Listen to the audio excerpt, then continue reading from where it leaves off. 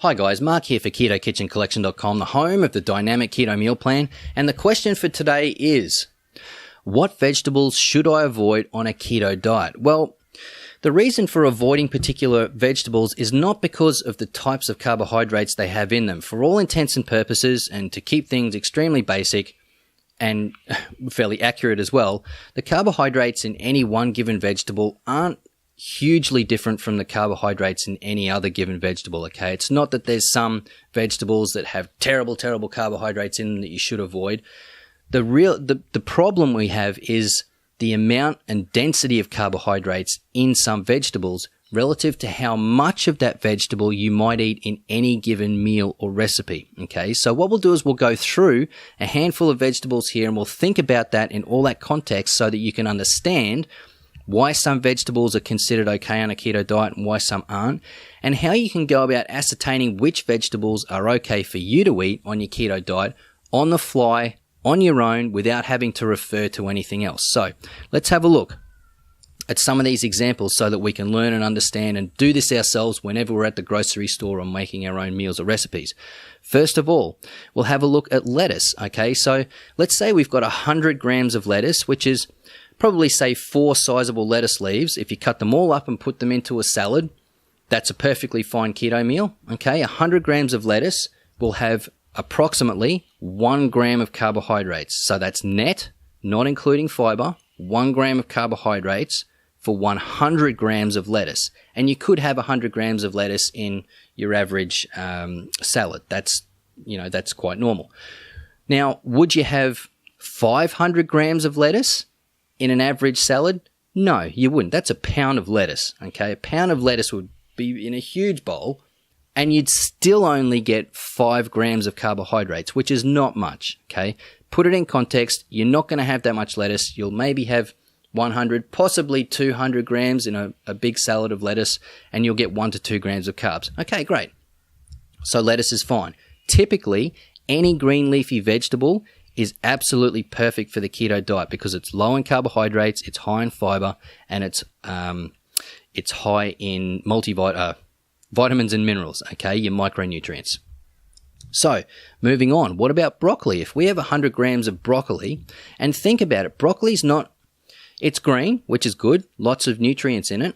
It's not necessarily leafy, but if we look at if we have 100 grams of broccoli, that can add up pretty quickly. You think about the dense stalks on broccoli, you don't always cut them off all the way just to get the green sort of leafy flowery bits on top. The weight can add up with those stalks because those stalks are fairly dense, all right?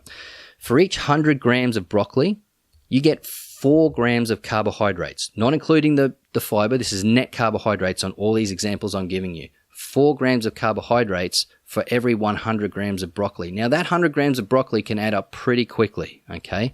So that's something to be aware of. We've got to put it in context. How much broccoli would you normally eat in any particular meal or recipe? Sometimes it could be 50, 100, 200 grams of broccoli, depending on what it is you're eating. And then the carbohydrate value does start to rise because there's 4 grams of carbohydrates in every 100 grams of broccoli. Don't cut broccoli out. I think it's fine. You've just got to be a bit mindful that you don't go too nuts on it, okay? Moving on, what about cauliflower? 100 grams of cauliflower has 5 grams of carbohydrates in it.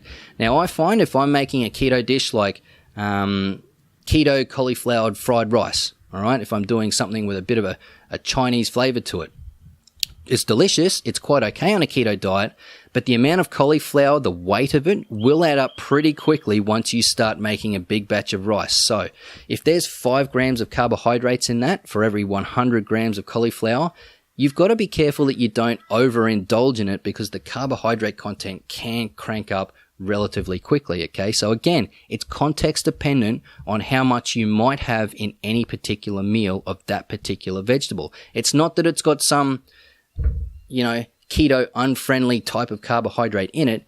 It's because you just don't want to have too much, okay? You don't want the vegetables that have a high density of carbohydrates in them. Let's move on. We're going to start getting to some of the more challenging ones. I wouldn't say the worst ones, I'd say the more challenging ones. So what about capsicum? For those of you in Australia and England, you call it capsicum. And for those of you in North America, you call it bell pepper. All right, it's the same thing.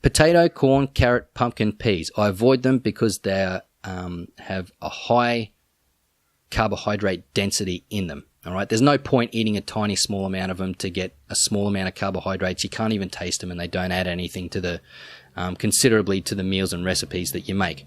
I have small serves of tomato, bell pepper, or capsicum, and then anything that's a green leafy vegetable, I'll have basically as much of as I want. All right, so at the end of the day, aim for green leafy vegetables, and you really can't go wrong. Once you start getting outside of that, it becomes problematic. Even with the capsicum, bell peppers, and tomatoes, you've got to have those sparingly, okay?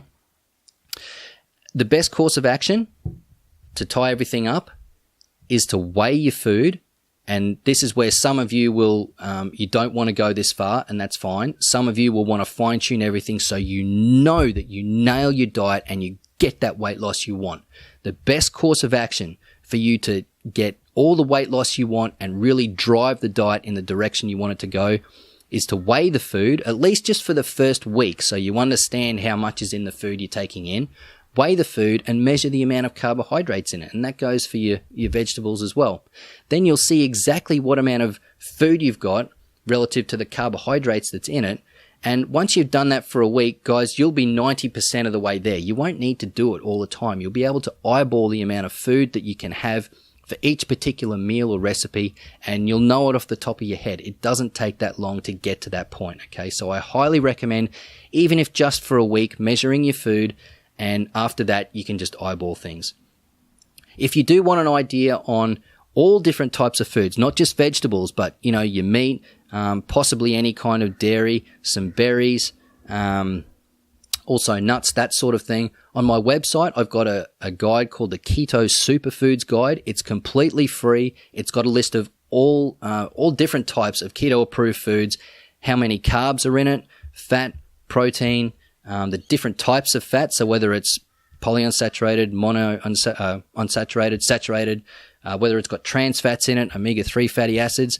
A lot of the foods will have micronutrients, specifically the electrolytes. You'll see which foods have high levels of magnesium, potassium, calcium, sodium, that sort of thing. It's completely free, guys. You can download it from keto-kitchen-collection.com, and there'll be a link below so you can go directly to it. It takes a lot of the guesswork out of it, guys. It's all right there. It's in a PDF, so you can view it on your home computer or your iPhone, your iPad, your Android device. And again, like I said, it's completely free. You don't even need an email for it. So that'll be linked below. If you do have any questions or queries specifically with different types of foods or, you know, specific vegetables and that sort of thing, you'd just like a bit more feedback on, then please feel free to join the conversation below. You can also contact me directly using one of the links below. It'll take you to my website where you can fill out a form and send me the question directly. I can even put your question into a video just like this one if you'd like me to. So thanks for watching the video all the way through, guys. I appreciate you and the time you've given me. My name's Mark from keto-kitchen-collection.com, and I'll see you guys on the next one.